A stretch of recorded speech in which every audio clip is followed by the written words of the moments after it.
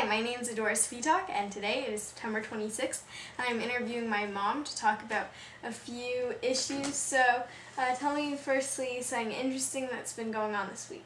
Well, this weekend we went to Costco and bought a whole bunch of food.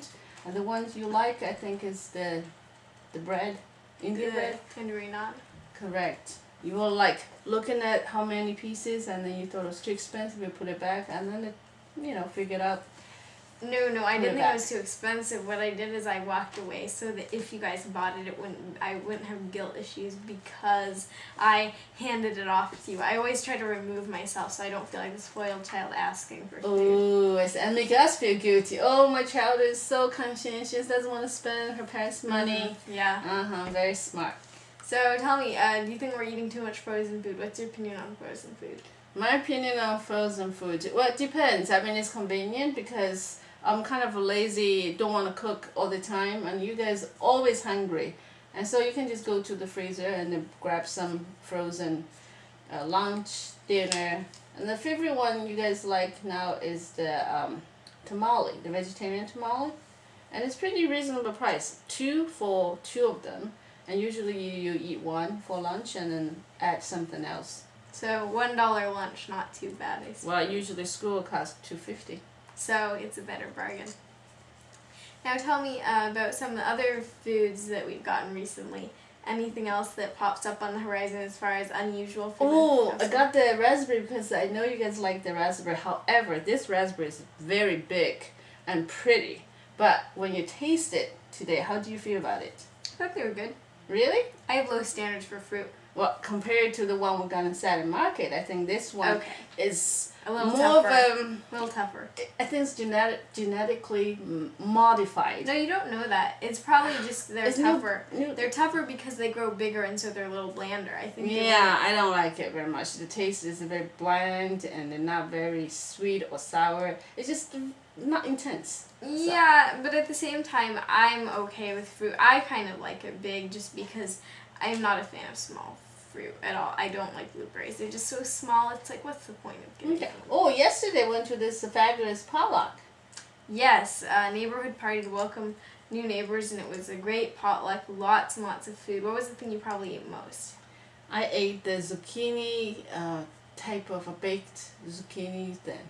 Marguerite, the host, she's just so fabulous. She made this big baked zucchini then, and I ate a lot of it. And also the corn, she actually cooked in the charcoal grill, and it's very tasty. Yeah. And then the people, the neighbors, came. So we're talking about all these people from different countries. Marguerite's from France, and Yana's from Poland. I'm from China, and then the new neighbor from India. So this neighborhood is very international.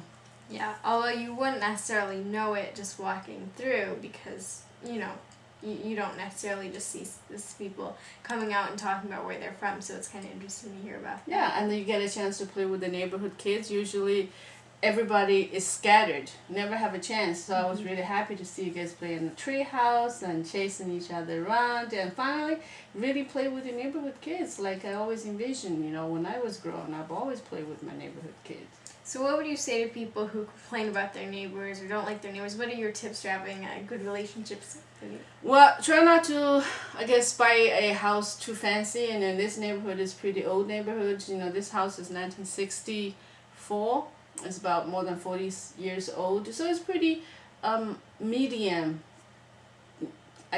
income type of neighborhood. It's not very high scale, not low. It's just medium. So people are very nice. I'm very happy, even though we know that people have different political views and beliefs, but we get along very well. I'm just so blessed. I feel so great to have lived in this neighborhood.